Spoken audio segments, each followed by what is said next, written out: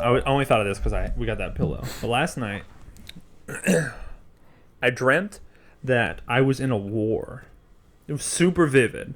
Uh-huh. So I dreamt I was in a war with like all of us were there, and we were like, no bullshit, like killing people and shit. Like it was a war, and maybe not even like against a particular like enemy. It just seemed like all the people were like fighting all the people, and I was being like chased by a person, and they were trying to like stab me with a knife, and we were outside, and like everything was kind of like ashy and shit, and it seemed like we were in a good place, and then we got like ambushed.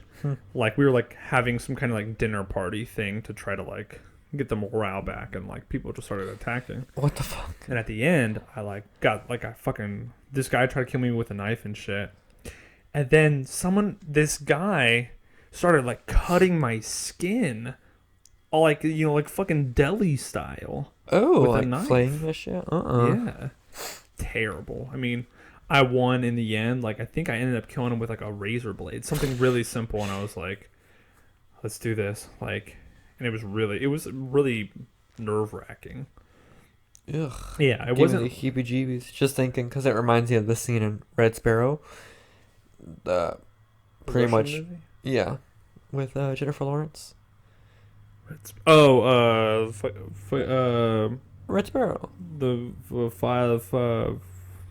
The Hunger Games. No, No. Jennifer Lawrence, isn't she in the Hunger Games? Yeah, She's in another movie about the Hunger Games. it's called the Red Sparrow. What? I don't know. Isn't that aren't all of those It's movies? Nothing to do with. All the movies have like a bird thing. Yeah. The sparrow, isn't it? I don't know. See? No, it's the Mockingbird. Mockingjay. Okay, so you see how I was confused. But no, nothing to do with that. It's like pretty much a Black Widow story. This girl was like a hooker, and then she gets thrown into like being a trained killer. Oh, it's the Black Widow movie? I mean, it pretty much is. It's Oh, but it's not. no. Oh, okay. I mean, it's her story, and they probably are gonna do it way better. But there was like this part where this guy was getting interrogated, and it was like her boyfriend at the time, and they were both like spies, and she was like talking all this shit about her boyfriend as like a cover to say that, oh, we weren't together and stuff like that, to the guy that was beating the fuck out of him. And he got like this little like meat slicer that was for delis and was like putting it on his thighs, and it was like, and it was shaving his thighs off. Hey, he's like, how thin do you want it? You know, like the day they ask you at the deli. But they were doing it like all over his body, and then he finally gave it to her to like show that she wasn't fucking with this guy, and she did it, and she was like cutting on his arms and like slicing his arms and stuff like that. Oh my god. Like shaving like layers of skin off, and oh my god. then finally she ends up killing the guy when she gets a chance, and then saves her boyfriend. I think he dies though. Spoilers. Oh, great. Thanks for doing the spoiler after. But yeah, that scene makes me think of that. Jesus. It's just, ooh, it gives me cold chills because it was legit brutal as fuck. Yeah, like those, what are those, not Hannibal, those fucking crazy movies where they would torture people. Saw? No, Hostel. Hostel. Ooh, I can't watch that either. Dude, oh my god. Anything with torture gets me going. I had a roommate who like fucking kept getting me to watch those, and he would just fast forward to like the fucked up parts, and he was like, this part's bullshit, check this one out. And it was a lady who fucking like they like had a jar of bugs and put the jar of bugs in them and like lit the jar on fire, and all the bugs ran out. Ooh. Like getting inside you. Like, who the fuck thinks of these? Some sick motherfuckers. Yeah, some fucking like, be scared of them. Terrifying. Be scared of the people who are directors. like, let's make this into a movie because, you know, it's interesting. Hee hee. That's fucking psychotic. I feel like those movies probably shouldn't exist, but they do. For whoever enjoys those. I dated a girl once who really, really, really liked the Saw movies. No, I can't watch Saw. Really like them. I mean, I've seen them all, but no, I can't. I've only seen the fifth one where like the couple it's like a best friend and then the girlfriend in like a window, and then Oh, like the boy, like the other guy has to make the decision on who survives or whatever. Uh-huh. That's fucked up. There's like a razor blade going down the middle or something. It's I can't. There's no reason. No. And they say the storyline's super fucking good, and there's no way it's worth it. It's like a bunch of backstory and stuff, and a lot of it has to do with like people that are there did something really shitty in their lives, like where they scammed someone or got someone killed on accident, and that's why they're there. There's no way that But- person deserves torture. But I don't know. It's just weird. That's so fucked up. I can do it. Uh-uh. Ooh, it makes my stomach hurt. It's making my stomach hurt thinking about it. Those eggs you fed me fucked me up. Because I'm thinking about torture. Oh. I also poisoned them. That I guess what I was thinking of today, on my way here, something I wanted to talk about. How there's things you'll lose, right? Like, let's say if you don't use it, you lose it, right? That's just like a basic thing upon like your things you do, right? Like if you don't study math for a while, you're gonna lose algebra because you just forget, right? Spanish, stop learning Spanish. You start using Spanish or whatever, another language, you're gonna lose it a little, right? Yeah. So same with your skills. You don't play guitar for like a year, or you don't skateboard for a year or whatever. You might you're gonna suck a little, right? Don't play Dead by Daylight for a month. Win 2 fucking matches. Are you just flexing right now? He's flexing because he won 2 matches in Dead by Daylight, like, as soon as he got back. I wouldn't slurp, fuck. My point But is that you can regain your skill. Can you regain your confidence? It's got to be so much harder to regain confidence rather than regaining a skill. Because that's what, like, you could do a kickflip, right? Yeah. Are you confident enough to do it in front of like 5 or 10 people on command? That doesn't require skill. That requires confidence. Yeah. Because you know you could do the kickflip, but as soon as someone asks you to do something, say like you could sing. I can sing pretty fucking well. If I can sing well. If you asked me to sing in front of you, I'm actually now very nervous because now I lack confidence. Because now I'm like, you question yourself, like, well, am I actually capable? Sing for us. You got a mic in front of us. Come on, See sing. what you're doing right now? You're making me uncomfortable. That sounds so serious. But like that's my point. Like, yeah. Nerves. Anxiety. And I had recently had someone ask me to do my Obama impression in front of them, and like I had several people like barking at me at the same time. I was like, this is so much pressure. Like, I can do it. I do it all the time. I did it like for an entire D&D campaign.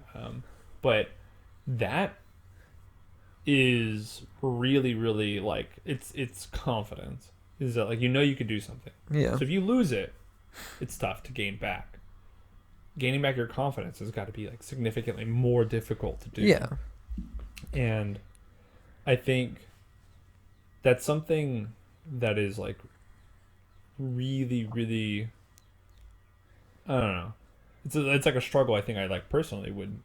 I personally struggle with that. I mean, I don't know why I want to be like say this on the podcast, but I was just thinking about it. Like, I've been playing guitar for like 12 years. I'm good, but when you ask me to play like a song, all of a sudden now that you're watching me, I feel like I lack this confidence. Yeah. And it makes me really nervous. And is it confidence or is it anxiety? I mean, it probably, it's like stage fright. Yeah. And that would fall under anxiety, I guess. But shouldn't you be so confident that you don't have anxiety? If you're really confident, do you have anxiety at all? In terms of, like, stage fright.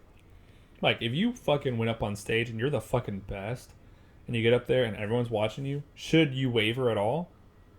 Because you're confident? I don't know. I mean, I don't know. I haven't been on stage in a really long time.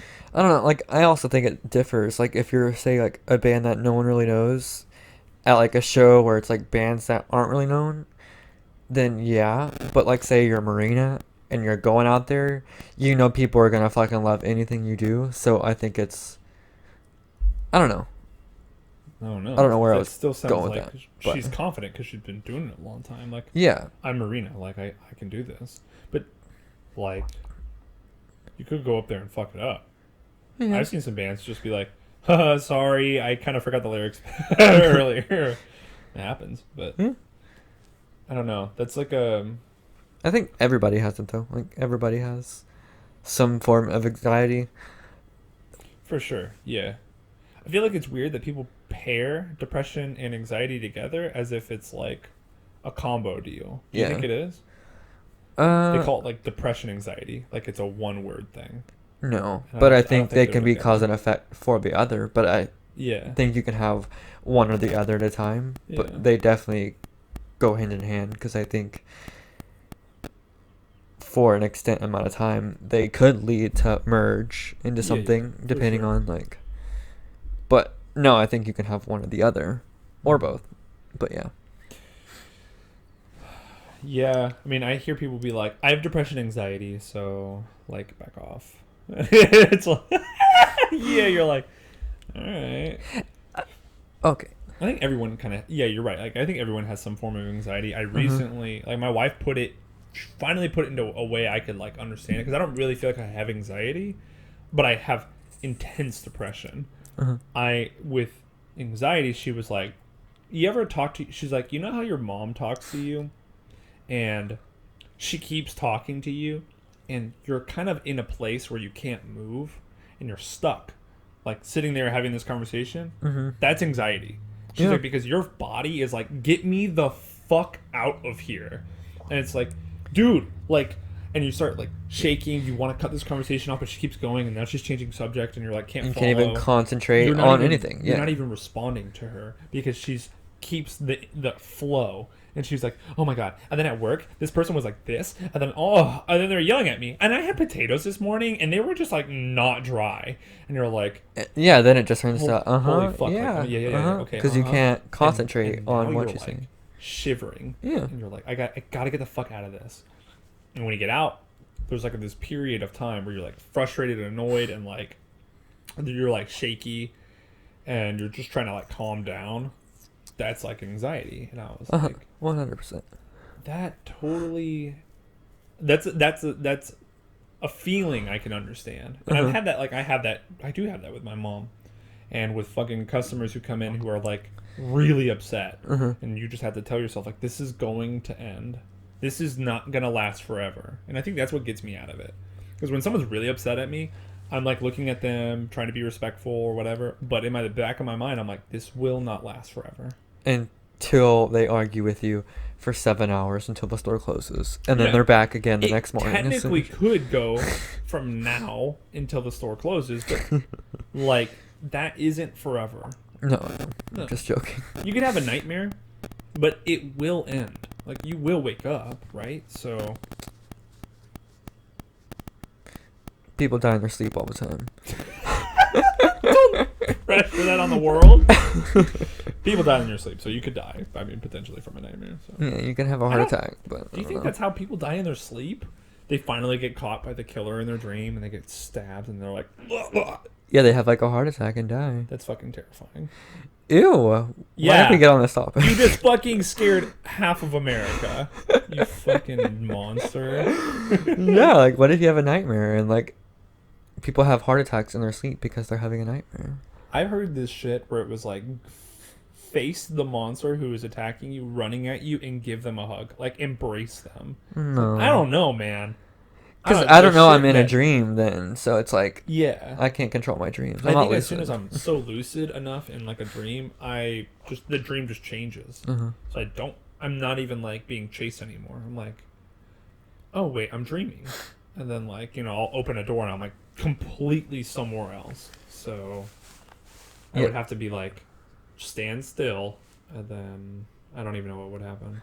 Yeah, like a lot with mine is that if there's a monster, I don't see it like till the end. Like I'll be getting chased and stuff, but by the time I see it, it's already like jump scared and I'm already startled and awake. Like Yeah, there's exactly, no like exactly. there's no like chance for me to be like, oh, come here, Yeah. Grudge. Let me give you a big ol' hug. Yeah, it's like a cut. Yeah. Oh, thank you.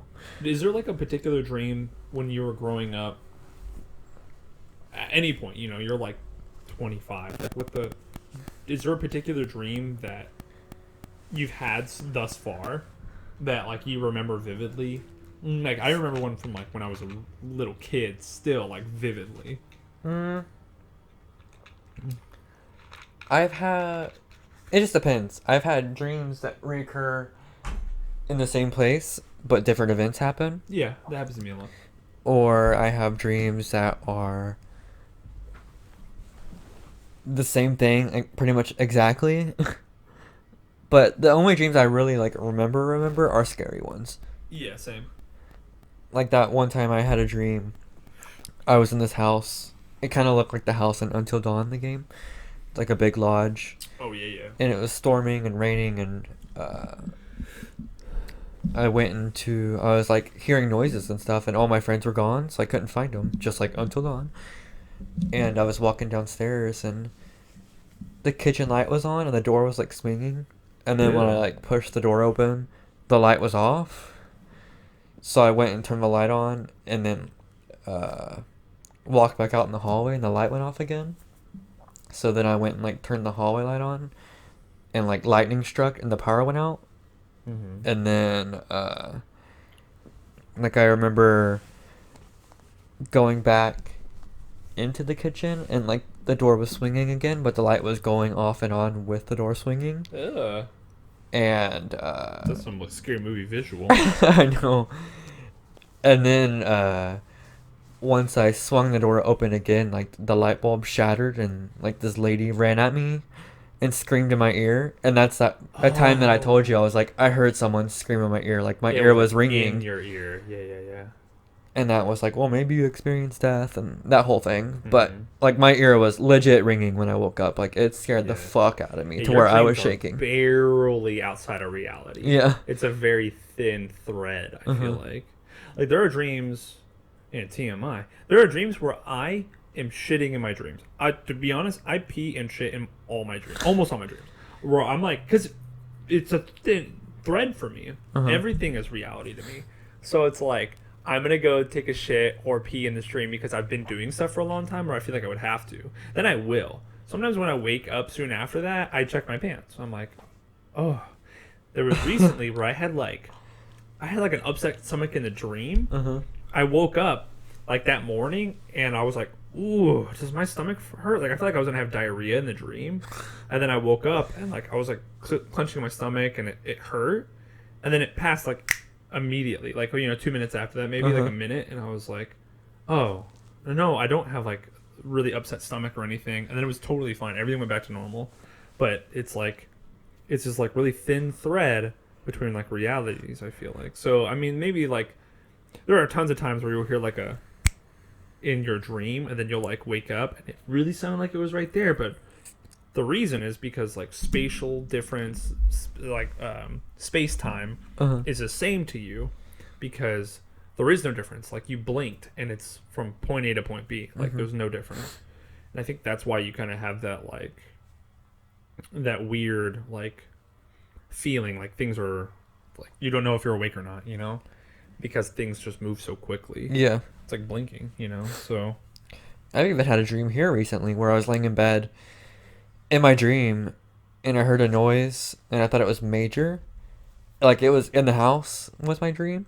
And it was again raining and I turned over and Anthony was like sleeping and I heard like claws and I thought it was in the dream. Yeah. Okay. And I thought it was major like walking around. But then when I looked down the hallway he was like sleeping. So then I got up and like as soon as I showed up on the wave. No, but like as soon as I got to the edge of the hallway, like someone like came from the fucking kitchen another woman with like long hair and was like long nails and Yeah. screamed at me, and I woke up. It's And like, then was it it was like like, the ooh. fucking nasty lady from The Evil Within? Because I feel like that's always like what's super creepy. Ooh, yeah, Long, Laura. skinny, long hair. Kinda, yeah. Laura was fucking terrifying though. Yeah. Yeah. That whole game is pretty scary. Mm-hmm.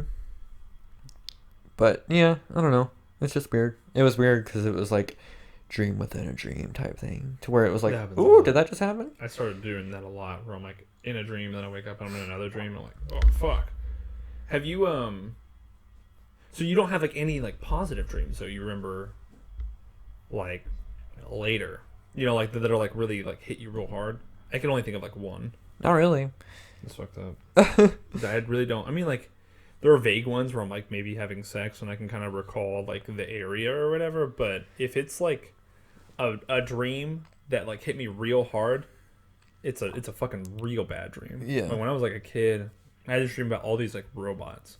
It was like some Terminator type shit, but it was like really goofy 3D type shit where it's like a fucking saw blade came into. I was running on this bridge, and like it was like this. There's a parking lot, and then there was like a stone bridge, and then there was like this like lake thing that went underneath it, or like a creek, like in a city, And then like I go over this bridge, and my dad is like on this like big gun, and he's shooting at this like giant mech, and he's shooting at it, and he's like run back to the car, and I like run back to the car, and my stepmom is in the car, and it's in our like O2 Durango, and this fucking razor, this like saw blade comes into the room, or breaks through the glass, and it like passes by my stepmom, like it's attacking my stepmom, and then I'm screaming, and this like saw blade like reaches down like with this long arm and like goes to attack me, and I wake up.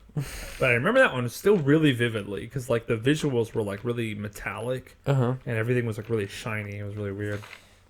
That pretty weird. I remember like a lot of like really violent dreams and stuff that I had because they're just like traumatic, I guess, and somehow maybe like our brains are still dealing with that information later. I don't know. Dreams are just fucking weird. That, Like- dreams are the thing that make me really feel like there's an afterlife because they're so like out of my control. They're like all new realities, places I've never been to in this life, people I've never seen, like shit I would hate to imagine, and then it's like I don't consciously think about, but it's like all these crazy visuals, and a lot of times it's not things I've seen before. A lot of times, like if there's like a spaceship or some kind of like something attacking me or whatever, it's not something I've seen in a movie, and it's like some super creepy random thing that's like happened. I don't know if it's like some overlay from like another past life or from like a parallel life or like an alternate universe that like we're picking up somehow. There's got to be like some frequency or something that we're all like tuning into when we fall asleep and let our brain relax enough to be able to go without like meditation. I mean, because I'm sure like tantric meditation or something.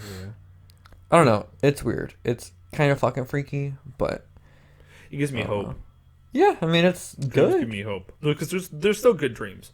Rarely, but I feel like dreams are like this big catalytic thing where it's like it's somehow, and as Ra puts it, it's like their higher self communicating with your current self messages for you to like figure out, and somehow that gives you like insight on like your day-to-day, which I really, not that I disagree, but I don't ever see how like me getting sliced up into pieces has anything to do with like something that I'm doing now. And maybe some fucking crazy palm reader medium could tell me differently, but I'm not fully convinced that is particularly what my higher self would want to tell me. I don't know. I mean, I feel like that's something that maybe we don't talk about enough.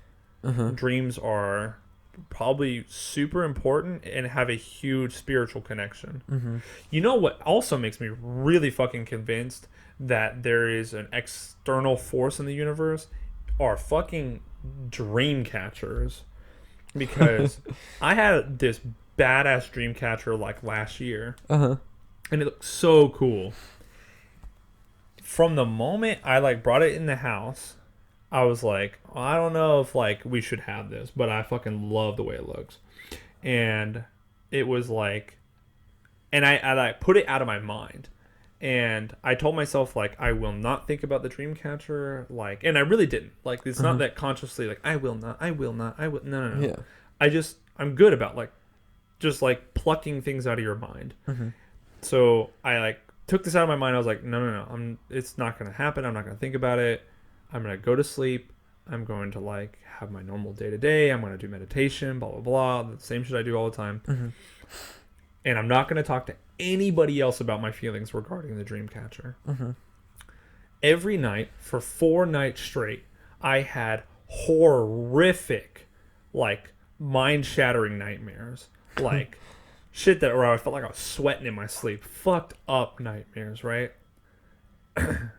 Then on the 3rd day, my wife finally says to me with Jenna, my sister, she was like, hey, have you guys been having like really intense nightmares? And I was like, yes.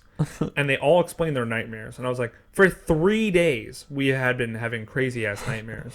Yeah. And then Jenna was like, I really didn't want to tell you guys because I really didn't want anyone else to worry. I've been having nightmares for 3 days straight.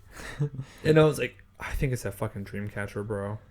And that night, I put the dream catcher away and we stopped. And I put the dream catcher away. I think I even put it outside and I put it in like a box and like I flipped the box over or whatever. And then like, I just put it away and then we all had normal dreams. And then, I put it in, I like returned it. And the first thing the guy said when I returned it was, you're having bad nightmares, aren't you? And I was like, yes. And he was like, dude, every fucking person who buys a dreamcatcher returns it. They always have terrible nightmares. I was like, what? Why do we even sell them then? And he was like, honestly, dream catchers can be really great. And he was like, I've had one since I was a kid. My grandmother handmade it. And he was like, and that one's awesome. Like, I've never had anything bad happen. He's like, but even with myself, dude, he's like, I bought ones from us. And he was like, and I had like fucked up nightmares immediately. I just returned it. And he was like, and I knew it was a dream catcher. You could feel like it's from the dream catcher. I was like, why do we even sell this type of stuff? And he was like, honestly, I think it's how they're made. He's like, he's like, I think at one point it was a tradition. Connection. Yeah. Or it was like a Native American tradition. And then we started mass producing them in like China and stuff. And like, because it's like, technically it's like a magic circle, you know?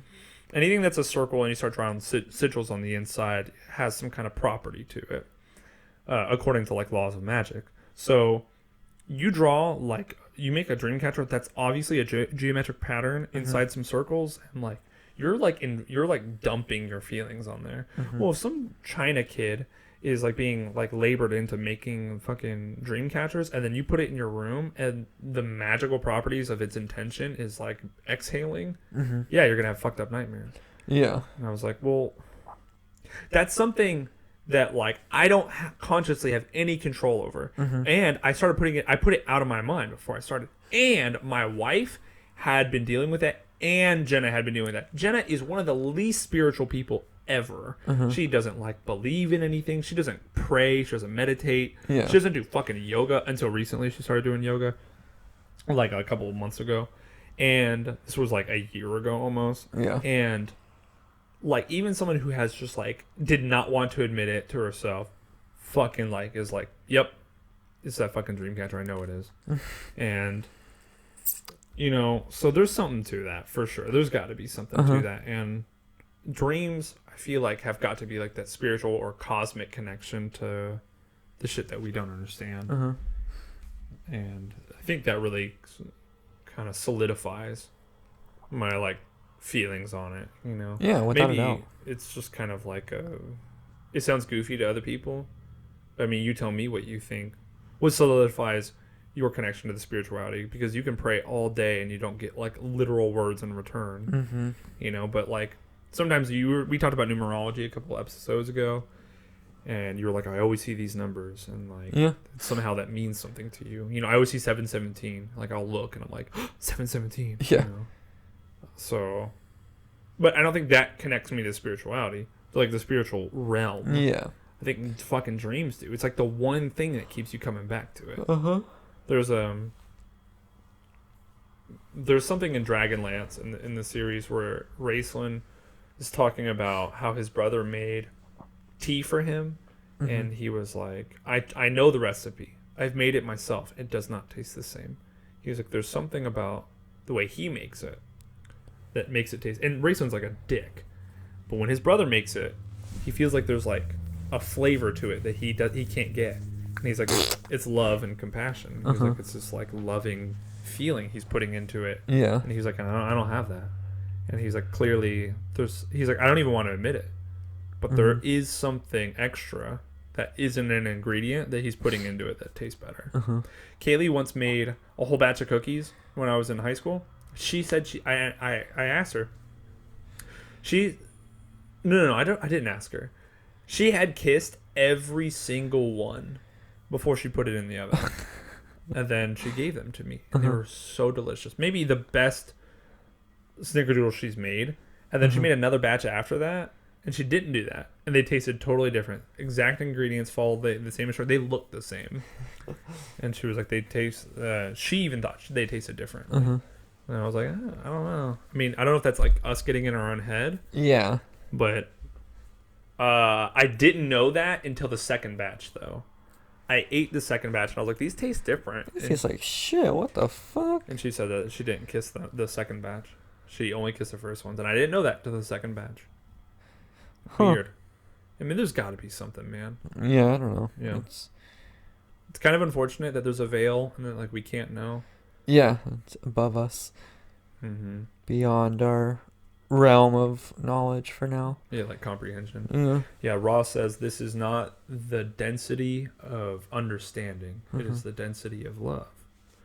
And I'm like, so I have to like kind of put that out of my mind, like this, like needing to know why. You have to kind of let go of that, and that's where faith kind of comes in. And faith is always somehow associated with religion, but like there is a faith, you know. And faith and confidence, it kind of comes full circle in our conversation. But like faith and confidence are kind of the same thing. You have faith in yourself. You have confidence in yourself. Yeah. I have confidence and faith that if I ask you, hey man, are you gonna will you return this movie to Redbox for me? You'll do it. Yeah. Because I believe in you. And I guess like as soon as you don't do that, I lose confidence in you. I do lose faith in you. Yeah, exactly. It's like immediate. Yeah. Yeah. And I think the mistake that maybe people have is that they're asking for things that they shouldn't be asking for. What am I trying to say? Like, I think I said this before, maybe not on the podcast, about praying. And that praying shouldn't be something that you do where you directly ask for something, and that you ask for, you know how they say like, your will be done? It has to, I think prayers always have to fall under a will. Same with like in Wicca tradition, it's do as you will lest it hurt no one. So do whatever you want, but don't let it hurt anybody. Yeah. And so if it imposes, and the Wicca tradition is that you must impose no free will. You cannot impose on anyone's free will at all. Because like it's a peaceful religion. That being said, I think like all prayer is in that regard. Like if you're asking for something and it affects anybody else's will, I think it'll be disregarded. And if it is regarded, it is considered heavily by whatever you are praying to. Yeah. You know, the universe heavily considers itself like, what is the balance here? And, you know, if you ask like, you know, please remove the cancer from my fucking grandmother's brain or whatever, and that grandmother dies, you can't blame the thing. Yeah. Because it imposes on her will.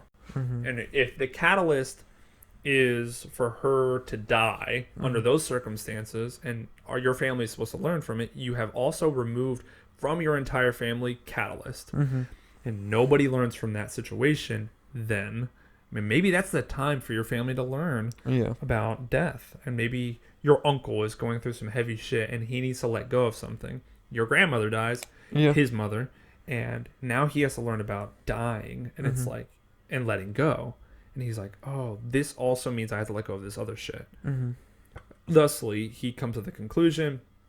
He makes a change in his life, which is what a catalyst is. Yeah. And then he like is springboarded into the adept. Mm-hmm.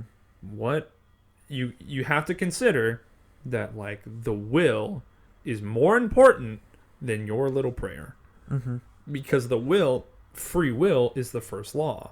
And so if the law of free will is really important, it's important in almost every religion, then what you're praying for has anything to do with affecting anyone else in terms of free will, then you must refine your prayer so it affects no will. And that it is like, I mean, you can pray all you want for fucking a free donut to like land on your doorstep. It's never going to happen. So why then do you pray for things that are like way outside your grasp? What you could do is like, you know, I get the whole, hey man, send me positive vibes, I'm like doing a really important test tonight. I get that. Yeah. You're not going to say, hey man, I want Ronnie to pass this test. Like, God, pass, have Ronnie pass his test. That's not something you could pray for. I think then it's disregarded.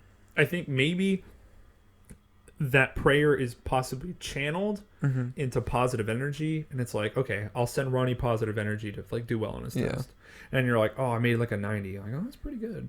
You know, was that Ronnie all himself, or was that like a little bit of your energy boost? I don't know. But I would say that like if you're going to do prayer or do like a form of meditation, you're going to ask the universe for something. You, as Jim Carrey says, like you put it out into the universe and then you consciously work towards it. Like you put out the will of the universe, so you make it free in terms of like, I mean, I don't remember. I don't know how you would like phrase that, but you meditate on how to phrase your wants and your needs. And I think then you also gain an understanding about how the universe works in itself.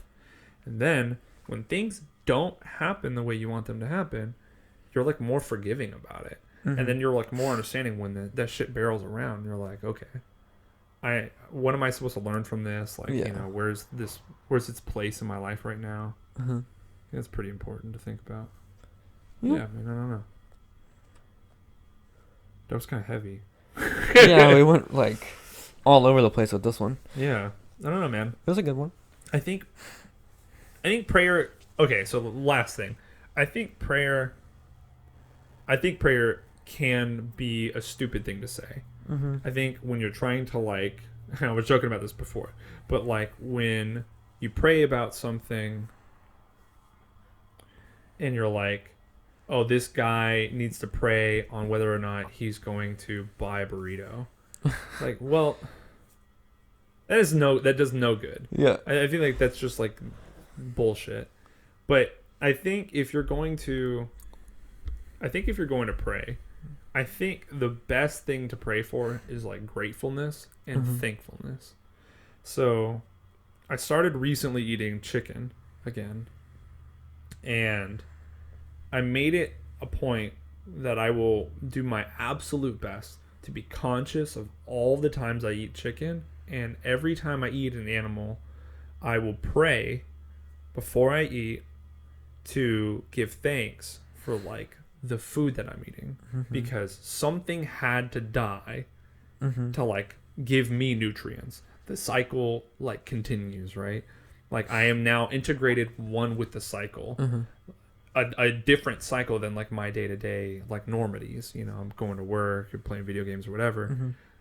I've now brought like another life form into my cycle, and I have like that life form is part of me now. I think then I have to like have some gratefulness to have it integrate within me, and like this gratefulness that is something had to die to make me. Yeah. So like, you know, to continue on. And I think then that's like a really good time to pray. So I started doing that. Yeah, that's actually really good, actually. Yeah. Thank you. I did that like I had a Chick-fil-A sandwich, as simple as Chick-fil-A. I had a Chick-fil-A sandwich like a day ago, and I sat in my car and prayed for like 5 minutes. Just straight. Wow. not eating, just taking part of my break, which I only had like 15 minutes. I took like 5 minutes of it to just like pray to the creator of the universe or whatever. Mm-hmm. And I'm just like, thank you for fucking giving me the opportunity to use this as Mm-hmm. like sustenance. And like, thank you for the chicken who had died to like, give me sustenance. And, Mm-hmm. because otherwise it becomes less ritualistic. Mm-hmm. Because if you're going to kill something for another purpose, you are then there's like a ritual to it, right? Mm-hmm. Like if you slayed a lamb and you Yeah. are like offering it, Yeah. Oh. what, are you just gonna kill that lamb and just lay him there? Yeah. No, you say some fucking magic words Uh-huh. and you do your hoogity boogity. Yeah. When you eat something, I feel like you're literally doing the same thing in some sense. Yeah. So it's like, it might be some mumbo jumbo to some people, but like, I think what it does is it adds an appreciation. Mm-hmm. And so I'm not going to just like eat chicken every fucking meal. I'm not going to like eat deli Subway meals. I'm not going to eat that. I just won't eat there because I haven't been eating there in 6 years. I'm not going to go to McDonald's. I'm not going to eat any of their food, period, still. No. But when I eat, I will give like a thankfulness. Mm-hmm. And even like now when I'm like seeing my friends, I give like a thankfulness. I'm like, thank you for giving me the opportunity to see my friend today. Mm-hmm. And like letting this conversation go well. I feel grateful that I have him in my life and stuff. Mm-hmm. I think if I'm doing that, I have like a better appreciation for all you guys Mm-hmm. and my food and like kind of my everyday. And I just think it's like a healthy habit. I think good. maybe not because I'm doing it. Don't get it wrong, but I think that's the way prayer should be intended. No, because it gives you not peace of mind, but it makes you more conscious of like your actions. Yeah, it's not like a direct ask in a way. It's just And plus it doesn't make things normal. Mm-hmm. It makes things like more cherishable. Yeah. And you appreciate like the nexus or the matrix or your reality, and you appreciate it more because there's got to be so much we just take for granted. Don't take your beef steak meal for granted, because something that you would have pet on the farm, if you walked up to that and you would have pet it, like you would have been like, oh, he's so cute. Well, you're eating it on the table. So I mean, think about your dog or think about like your friend. That's the same thing. It's still a life form. It has like feelings and things like that. Should give thanks that like you're fucking eating it and it died for you. Yeah, literally. Yeah, and food now is made to die. Yeah. All animals are made to die now. So like all animals that we consume, like chicken and beef, are all being made to be killed. Yeah. So, yeah, that's my point. I don't know. You can get upset, but that's. I don't know. I don't know why I went this direction, but you know what? I stand by that shit for sure. Yeah, I can agree with that, and that's something to think about. I might start doing that now. Yeah, I never really. do whatever you want. Word of the wise. Thank you. Not always. I didn't mean to take the steering wheel, as one might say. No, it's kind of nice. Sometimes it's just a much-needed counseling session.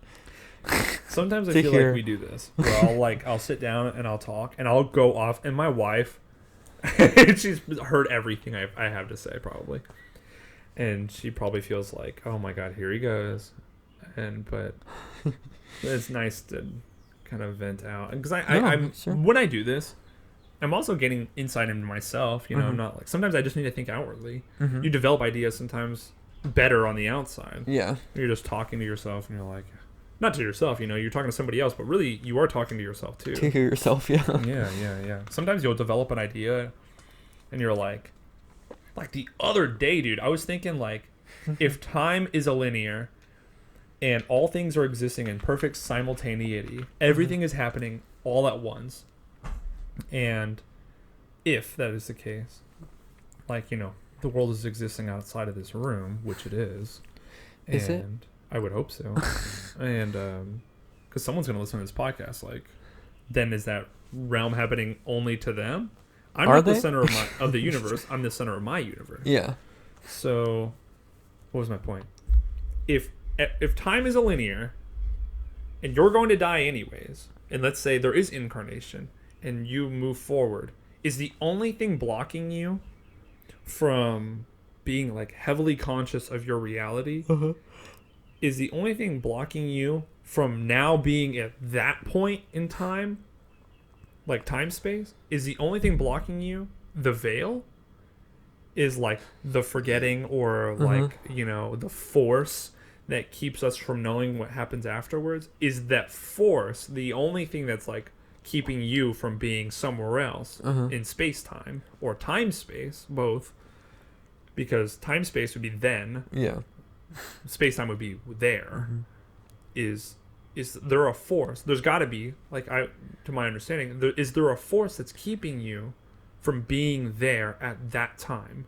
Because if all things are happening at once and time is a linear, then you could be like, if you were so conscious, you'd be like, there's another me, and there's another me who's feeling this right now, like as a higher being, looking down on myself, like meditating, like doing nothing.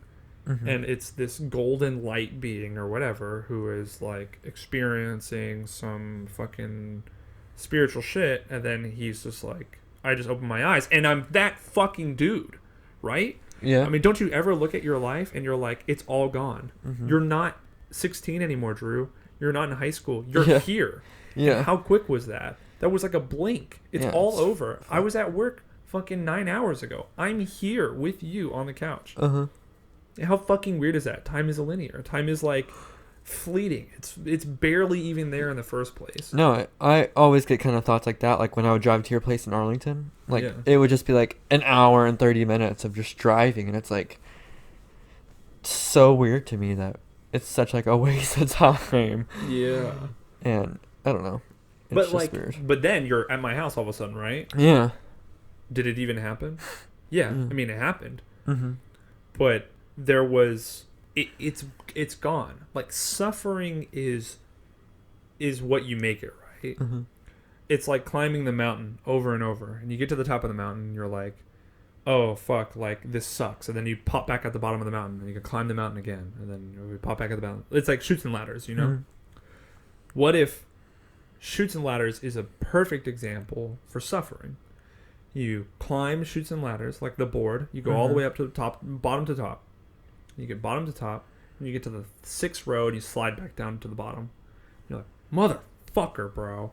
And then you go from the bottom all the way to the top, and there's that space just before the end that slides you back down to the bottom. And you hit that slide, and you go all the way back to the bottom. You're suffering. You're like, this fucking sucks. But doesn't it only suck if you don't consider that it's a game? So if you think that it's real, and that the Matrix is not the Matrix, and that it's like everything happening around you is happening to you, Buddhism would say that the suffering is relinquished by realizing that it's a matrix, that it's the nexus, that it's, illusory, that it is a game, and that climbing the mountain or going through the chutes and ladders is part of the process, and that you should love the process and understand that it is forgivable. Thusly, when you get to the end, it is like it is no longer suffering, right?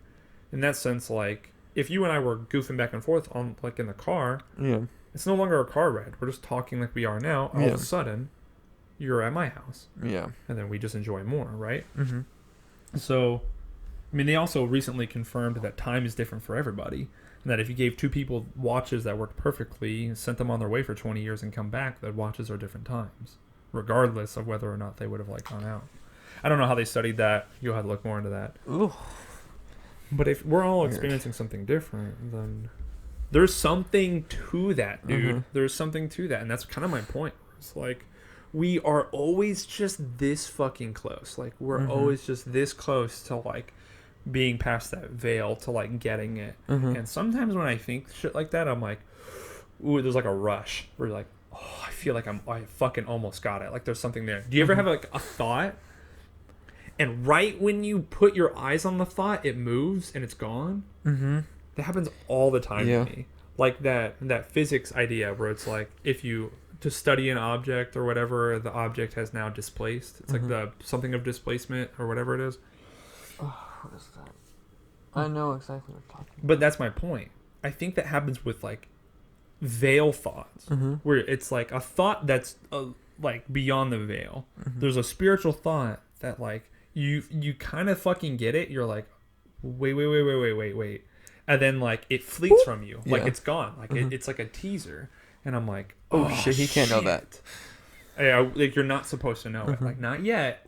No, I don't know, and maybe there's someone who's smarter. And maybe the thing is that you don't know it. You like the intelligence. You like the knowing. You know, like you can think of like, oh, this could be done, and then you just need to know the math formula to do it. But there is something to that. Where there has to be. I really feel like there is. I don't know. Whew. Fuck. We never will. We never will. Not yet. Not here. Not now. Not in this. Time, space, time. I think it's just in the next one, maybe. I don't know. Fuck. I feel like stirred by my own conversation. Fuck. And we're not high. We're not stoned right now. This is just a normal conversation. This is just you aren't. No. You are. You are. No, it's just a normal conversation. I don't know. This is stuff I want to talk about all day, and work. And people don't want to talk about shit like this. But you know what? You're listening to this podcast, so if you're still here, thank you. And if you're still here, that means you were also interested and you were thinking about that shit, I think. So if not, you are now. Yeah, and if you're not, I don't know, man. But if you really liked it, you could subscribe. You could actually like it. You could ring the bell, Ring a ling. Damn. Well, thanks for sticking around and listening to me rant. If you stuck around, I appreciate it. And shout out to Oscar. You're really bad for doing the last podcast. I really appreciate it, dude. And if you're listening to this one, I love you. You and your bald head. Fucking bowling ball. The three of us will have to do fucking bowling ball. The three of us will have to do a podcast. He was already asking about you in the last one, like before and after, not in the recording, but he was like, we should do this again with Drew, and I'd love to see him. We can come over and swim, and he does a pretty good barbecue. He made some chicken fajitas. That was nice. Oh shit. Yeah, they were good. Let's do it. Like a Michoacana, like like a meat market, So that was cool. Thanks, Oscar, for the food. Thanks for the guest last time. Thanks for sticking around and listening to this, if you did. And thank you to the random people who I don't know your names yet, who's been subbing and fucking listening to these podcasts. I appreciate it. And I fucking love you. Sorry, Drew, for not... Sorry for talking the whole time. We about to go to Pornhub now.